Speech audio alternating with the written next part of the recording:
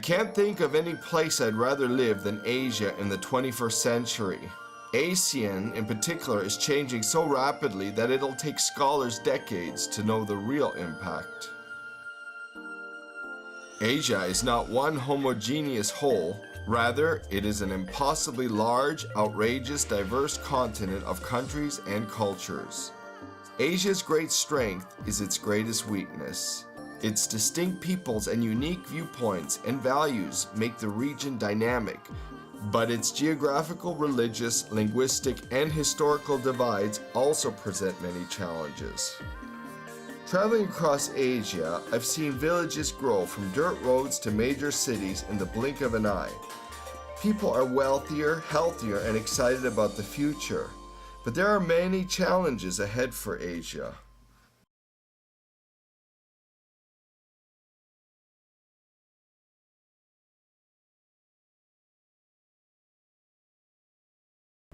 Asia continues to face the threat of growing disparity between the rich and the poor, between the urban and the rural, between the coastal and the inland. This remains one of the biggest challenges for Asia. A richer Asia has also meant a more unequal Asia. Asia today is a divided region, whether it's Southeast Asia's own internal challenges or it's South Asia versus East Asia. It's China versus Japan, it's Korea versus Japan. If Asia is to really succeed, it's going to have to find a way to address historical differences and also come together in a way that benefits not just the people in your own nation, but the people in all the countries of the region.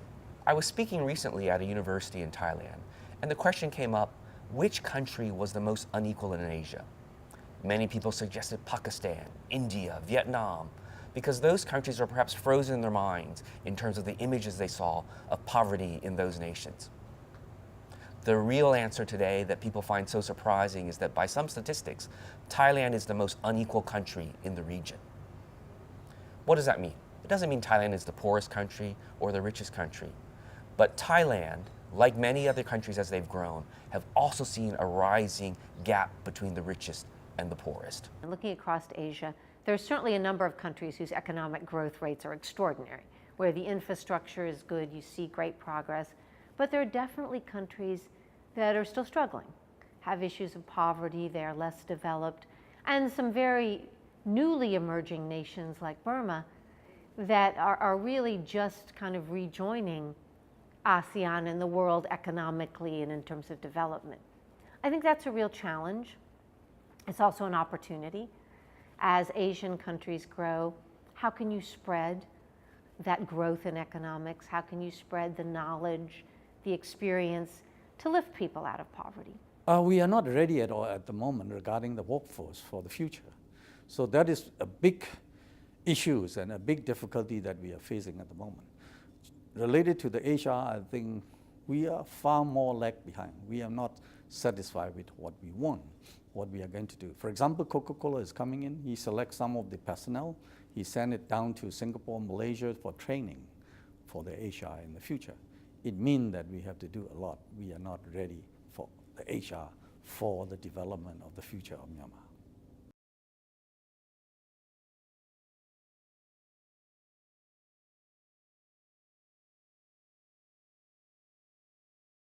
– 2011 was a landmark year for Asia. That was the year that more people lived in urban areas in China than in rural areas. What a tremendous change from the images that many people have of a poor, rural China. The reality is that much of Asia remains poor. Far from the skyscrapers of Beijing and Shanghai or the great metropolises of the region, there lives a second Asia, and that's an Asia still marked by poverty. For too many people, their images of Asia are really shaped by the fancy photographs that they might bring back from a vacation, or the images that they will see on the television or on TV of a shiny metropolis. But so much of Asia remains poor. The challenge for Asia today as Asia rises is how do they ensure that growing cities also mean growing livelihoods, growing jobs, growing economies that reaches more and more people, not just a small elite that dominates so many countries in this region of the world. China, to its great credit, has really lifted millions out of poverty, and that's because they've freed up the marketplace. They've allowed people to invest and they've allowed people to succeed. For so many countries in the region, like China, like Indonesia, like India, everyday challenges are holding them back. This means petty corruption. This means a bureaucracy that really doesn't pay attention to the needs of their people.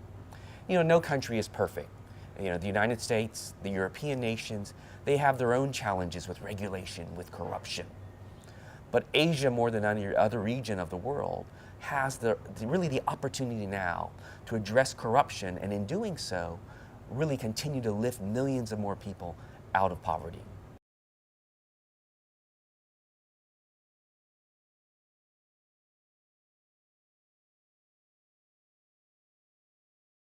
Corruption is one of the biggest curses worldwide speaking. Often one doesn't like to talk about it, but the truth is it happens everywhere, in the north, in the south, in the east and in the west. In emerging markets in particular, the temptation is there to abuse power, to get rich quick. And there are major efficiency losses associated with corruption. Be it 2% or more than that of GDP. I'm not surprised at all. In some other countries in the world, that figure may be twice as high. It's a curse. It's terrible. It distorts incentives. It enriches those who abuse power, who usually are already in power. It usually is at the expense of the poor. The least powerful ones usually lose. It's also true that most everybody loses when it comes to corruption, except for those who are involved in corruption. They gain. You know, no country is immune to corruption. If you look at the latest reports from Transparency International, even the United States doesn't do so well. It's 19th in the rankings. For Asia, when we look at the rankings with regards to transparency and corruption, so many countries fall at the bottom or the bottom quartile. This has got to change if Asia is going to move forward. The way to tackle corruption, being a systemic issue, is through a multifaceted approach. There's no single silver bullet. Yes, you need better laws, you need better enforcement, you need compliance, you need to make sure that the laws are enforced. But you also need a change of culture. You need to change the incentive structure, and that's where transparency and collective action, as we call it, is very, very important. The UN Global Compact has currently 5 major initiatives going on around the world called collective action against corruption. What it means is that a number of corporations work together at the same pace, in the same direction, to escape what economists call the prisoner's dilemma, meaning that no company alone can fight corruption, because if it does so, it actually suffers a disadvantage, because the competitors, if not playing along, will actually gain from it. So how do you escape that prisoner's dilemma? The only way is collaboration, meaning working at the same time in the same direction, and where possible with public institutions, because corruption is both demand and supply driven. You have public officials often involved and you have private actors involved. So where do you start? You have to start on both ends at the same time.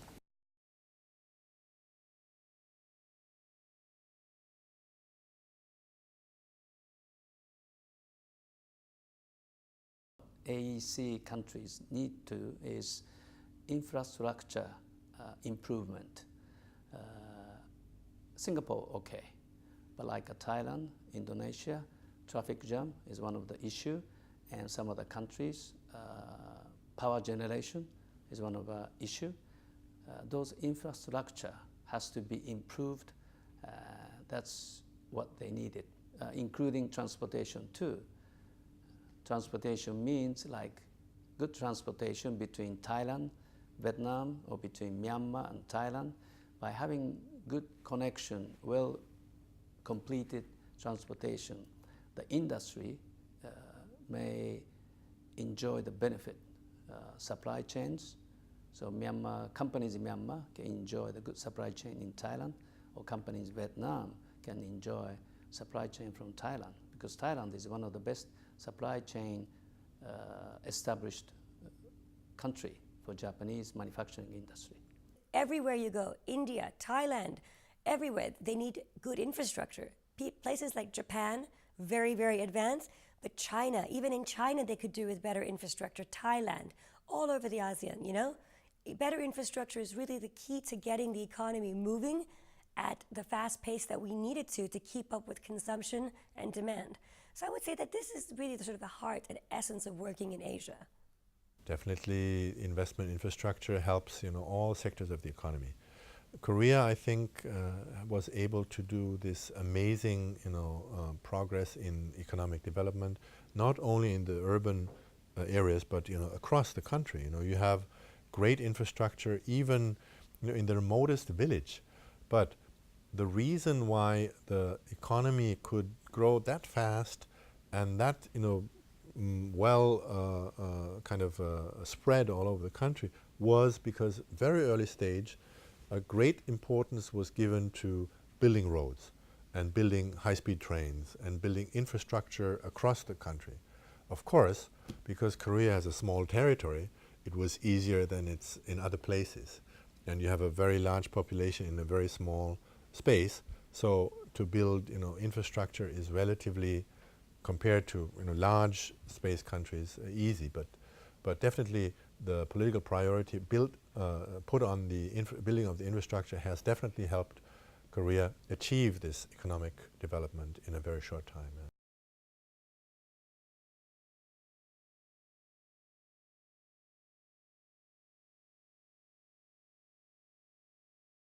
As Asia has grown economically, Asia sadly has also grown more polluted. From its use of coal polluting the skies to dirty beaches awash with garbage, this remains a critical challenge for Asian nations today. As Asia has grown more polluted, there's been more and more talk of green economies and green cities. Everyone wants a greener Asia, but it seems no one wants to pay for it. Cleaner energy means higher cost, is the reality. But how will that be accomplished without the commitment of business, of government, and civil society? My hope is that government, civil society, and business will come together to produce a greener Asia. But it's not going to be a near-term accomplishment. A greener Asia ultimately will be everyone's goal, but it's going to take time. Renewable energy. Everybody knows that clean energy technologies, renewable energy technologies, are needed globally, and they're certainly needed in the United States and China because they're the two world's largest polluters. So, how do you do this? You have to have mass scale to lower costs, and you have to have new technologies to help that, otherwise it's not affordable. So, what is probably the highest priority for a country like China and the United States together? And ironically, most people wouldn't realize it, but the greatest area for collaboration between China and the United States is clean growth, renewable energy technologies, because both countries desperately need it, and they cannot succeed without the other. The U.S. has the technological strength to come out with the innovation. China has the scale in manufacturing to lower their costs. A real strong collaborative effort between the two would be commercially sensible for both and beneficial for both countries, but it needs a big political push. That's the reality of what needs to be done, and the potential is there. What is the reality in terms of what's happening? Lawsuits filed against each other, complaints about unfair competition, intellectual property rights, unfair subsidies. U.S. complains that China is unfairly subsidizing its producers of high efficiency batteries, wind turbine engines, solar energy cells. But the reality is, so does the United States. It has a lot of research grants and production grants for clean energy in here. And it should, because these are technologies which are risky, unproven. They need both high volume and research to be commercially viable, so they need to be subsidized for the good of everybody else. Yet, this has been turned into a protectionist war between the two countries. So this kind of seeing each other but not recognizing the interaction, and then not having the political will to sort of like reach understanding so both sides can benefit, this I think is going to be a big challenge for the coming years. Without paying attention to the impact on the environment, the degradation of the environment, you are creating social problems, migration, poverty, in some cases tensions and violence. So very divisive in the countries, in the societies. So we subscribe to the idea that we have to pursue sustainable growth, and that is whatever is being invested, you have to be very careful that you are not going to have a negative impact on your environment. Whatever is going to be an industry that you want to establish anywhere, you must be careful that the people around the area will have their say, will have their participation, will have their contribution. So far, I think the landscape has been rather open. There is this culture of consultation, there is this interactive process, and I think member states are quite serious about environmental impact assessment. First of all, I think our government just come up with the law of the, for example, wastewater treatment. It is a compulsory. Previously, it doesn't exist. So now all the wastewater treatment is a compulsory for all the manufacturing facilities. So this is also help for green and environment of our country. The green revolution in Korea is something that's been started already, under the government of Park Chung-hee, which is about 35 years ago, or more than 35 years ago. The recent governments have, established green policies, emission controls. The factories that are built new have to follow very strict emission rules and so on. And environmental technology itself has been chosen by the government as one of the drivers of the economy. And so a lot of investment goes into the development of new technologies, of either new energy sources. For example, we have a lot of investment in hydrogen cells or electro drives for automotive sector. All of the Korean automakers already have their electric cars and hydrogen fuel cars and so on. Industrial production has reduced its emissions very dramatically. If you look at the reduction rates, Korea is one of the leading countries, not yet in absolute figures because we've come from a very polluted past, but we've made a lot of progress there, and it's a continuing policy. So that probably was also help in attracting the Global Climate Fund to Korea. And last year, the decision was made for the Global Climate Fund, which is about, an international fund with substantial investment from all the major countries, found its place in Incheon. And we'll have, about 500 resident expats that will be all the time there, and it'll be about 200 plus conferences and events related to the Green Climate Fund every year held in the area, which is of course a boost also for our mice industry. So green industry, green economy, green technology helps with tourism as well. As Asia rising, so too will the fortunes of the world. But when Asia makes mistakes, those will also ripple across the globe. So it's crucial for Asia business leaders and politicians to get it right. It is also imperative that outside countries and companies help foster positive changes. Academics and authors, scientists and cultural mavens have their place. They quantify what the average person already innately knows. Asia is changing and it's affecting their lives. Economic growth creates winners and losers. A larger lifestyle generates a bigger environmental footprint, and our globalized world can kill local cultures.